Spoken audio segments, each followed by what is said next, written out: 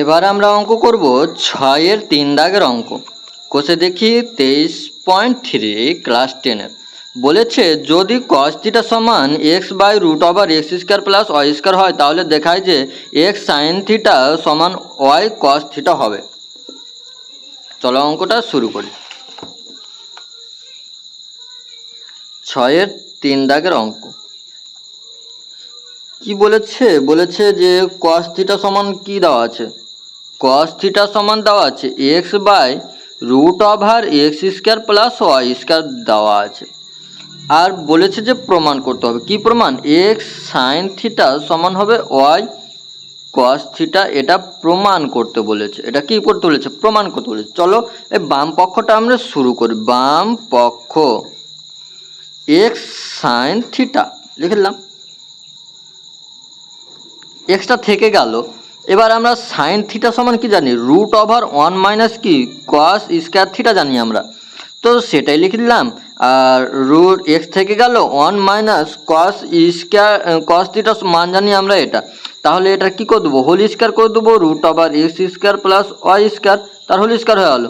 হলো। এবার এক্স থেকে গেল এখানে, আর ভিতরের যদি ক্যালকুলেশন করি তাহলে কি হবে? 1 মাইনাস x² হয়ে গেল, আর নিচের রুটটা উঠে যাবে, x² প্লাস কি হয়ে যাবে? y² হয়ে যাবে। হলো। তাহলে এক্সটা এখানে গুণ থেকে গেল, আর ভিতরে যদি লসাগু করে দিই তাহলে কি হচ্ছে দেখো তো, x² প্লাস y² লসাগু থাকলো, 1 দিয়ে গুণ করলে x² প্লাস y² হয়, আর বিয়োগ এটা কেটে গেল, তাহলে x² থেকে গেল, এটা x² কেটে দিলাম। তাহলে কি থাকছে? x থাকছে, আর ভিতরে কি থাকছে? y² বাই কি থাকছে? x² প্লাস y² থাকছে। তাহলে এখানে x গুণিত এটা দুটো y এর গুণফল হয়, তাহলে y একটা থেকে গেল, আর নিচে কি থাকছে? নিচে √x² প্লাস y² থাকছে, এটুকুই থাকছে। তাহলে এটা আমরা রেখে দিলাম এভাবে। এবার চলো ডান পক্ষটা প্রমাণ করি। ডান পক্ষ বলেছে y cos থিটা, তাহলে y জানি, cos থিটা মান কি জানি? x/√x² plus y²। দেখো বাম পক্ষ আর ডান পক্ষ কি সেম এসছে, x/√x² প্লাস y²। তাহলে কি লিখতে পারো? অতএব বাম পক্ষ সমান কি ডান পক্ষ প্রুফ।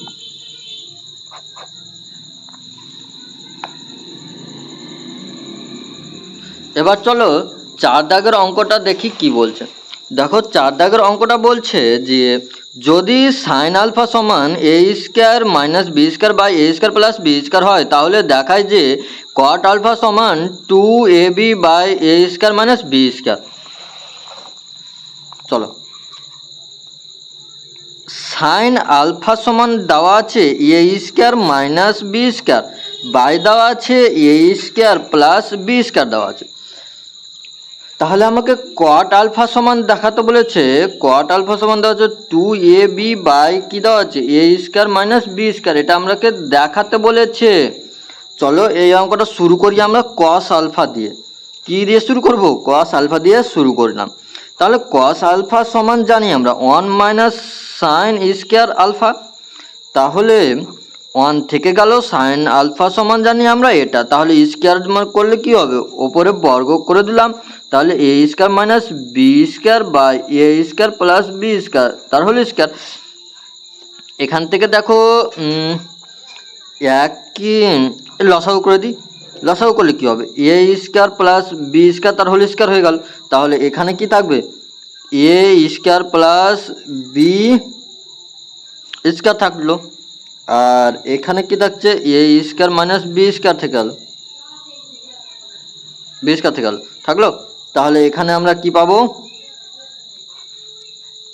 এটা কিসের সূত্র? 4a² b² এর সূত্র, মানে 4ab এর সূত্র। তাহলে নিচে থাকছে a² প্লাস কি b² তার হোল স্কয়ার। এখান থেকে কি দাঁড়াচ্ছে দেখো তো, এখান থেকে 2 বেরোবে, আর √ওভার থেকে বেরোবে a, আর এখানে b, আর নিচে থেকে a² প্লাস b²টা বেরিয়ে যাবে। হ্যাঁ, আর এখানে অঙ্কটা আমি করে দিচ্ছি। দেখো কট আলফা সমান আমরা কি জানি? cos আলফা বাই কি সাইন আলফা। এটা জানি। তাহলে কস আলফার মান কত জানি আমরা, এটা জানি। তাহলে কস আলফার মান 2ab বাই কত জানি A square plus B square by sine আলফার মান জানি A square minus B square by A square plus B square.